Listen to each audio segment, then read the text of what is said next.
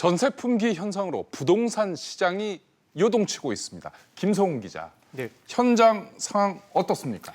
네, 전세 시장은 혼란스러운 상황인데요. 저금리로 집주인의 월세 선호 현상이 강해졌고 여기에 임대차 3법 후폭풍이 겹쳐 매물이 줄고 있습니다. 또 기존 세입자와 집주인들 사이에는 계약 연장과 조건을 두고 신경전과 분쟁이 끊이질 않고 있는데요. 한 세입자의 이야기 직접 들어보시겠습니다.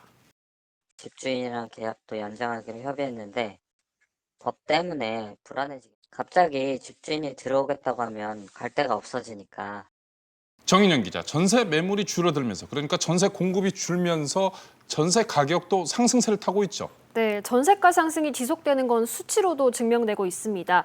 한국감정원에 따르면 8월 첫째 주 전국 아파트 전세 가격은 전주 대비 상승폭이 확대돼 0.2% 올랐습니다. 서울의 경우 0.17% 올랐습니다.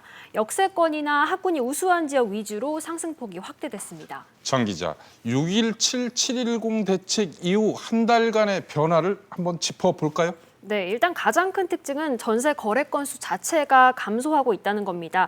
서울시가 운영하는 서울 부동산 정보광장에 따르면 지난달 서울 아파트 전세 계약은 지난해 같은 기간과 비교했을 때 약 35% 감소했는데요. 월간 전세 계약 6천 건대는 통계를 제공하기 시작한 2011년 이후 처음입니다. 그렇군요. 그렇다면 지난 한 달간 실제 전세 가격의 변동은 어떻습니까? 네, 한국감정원이 발표한 7월 전국 주택 가격 동향에 따르면 서울의 전셋값은 0.29% 올랐는데요. 전월 대비 상승폭이 2배 가까이 커졌습니다. 네. 경기도와 세종시 등도 전세 가격이 오르면서 전국적으로 전셋값은 0.32% 상승했는데요. 네. 올해 들어 상승폭이 가장 컸습니다. 김성훈 기자, 지난 한 달간 매매 상황도 짚어볼까요? 네, 감정원 조사를 보면 지난달 서울 아파트 값은 6월에 비해 1.12% 상승했습니다. 7개월 만에 가장 큰 폭으로 올랐습니다. 같은 기간 아파트와 단독 연립주택을 포함한 전국의 주택종합 매매가도 0.61% 올랐는데요. 2011년 4월 이후 9년 3개월 만에 최대 상승폭을 보였습니다. 다만 8월 첫째 주 서울 아파트 값은 전주에 비해 0.04%, 전국 아파트 값도 0.13% 올라 상승세가 다소 둔화된 것으로 나타났습니다. 정인영 기자, 지금까지 설명을 들어보면 6.17, 7.10 대책 효과를 그렇게 내지 못했다, 이렇게 볼 수 있겠네요. 네, 정부의 대책을 비웃기라도 하듯 매매가와 전세가가 오르고 있습니다. 네. 풍선 효과를 잡겠다던 6.17, 7.10 대책은 김포, 파주 등 또 다른 풍선 효과를 낳았습니다. 네. 또 상대적으로 가격이 저렴한 서울 노원구, 도봉구, 강북구 등은 상승폭이 축소되긴 했지만 중저가 단지 위주로 상승세가 이어졌습니다. 여기에 최근 행정수도 이전 이슈까지 불거지면서 세종시 집값이 8월 첫째 주 기준 2.77% 올랐습니다. 네. 지금까지의 결과만 놓고 보자면 6.17, 7.10 대책은 효과를 보지 못했다고 할 수 있습니다. 그렇군요.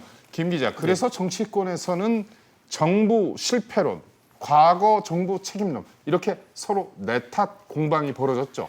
네, 야당인 미래통합당은 이 정부 3년 경제 정책의 완전한 실패가 집값 상승을 불렀다며 공세 수위를 높이고 있습니다.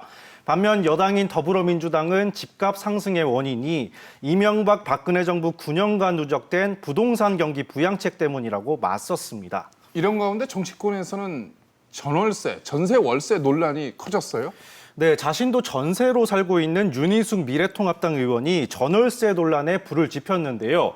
임대차 3법이 세입자를 보호하기보다는 전세의 종말을 앞당길 것이라고 비판했습니다. 집주인이 2년 있다가 나가라 그러면 어떡하나 하는 걱정을 달고 살고 있습니다. 도대체 무슨 배짱과 오만으로 이걸 법으로 달랑 만듭니까? 그런데 이 법 때문에 너무나 빠르게 소멸되는 길로 들어설 수밖에 없게 된 것입니다.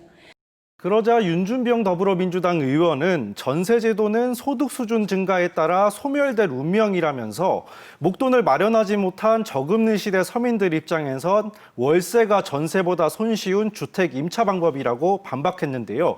여론의 문매를 맞았습니다. 급기야 여당은 이해찬 더불어민주당 대표 등이 진화에 나섰고요. 김태년 원내대표는 정책 취지를 강조하며 지지를 호소했습니다. 국민 누구나 내 집 한 채를 장만할 수 있는 1가구 1주택 시대를 만들겠습니다. 주택시장이 안정될 때까지 투기 근절, 투기 이익 환수, 무주택 실수요자 보호라는 부동산 안정화 3원칙을 흔들림 없이 강력히 추진해 가겠습니다.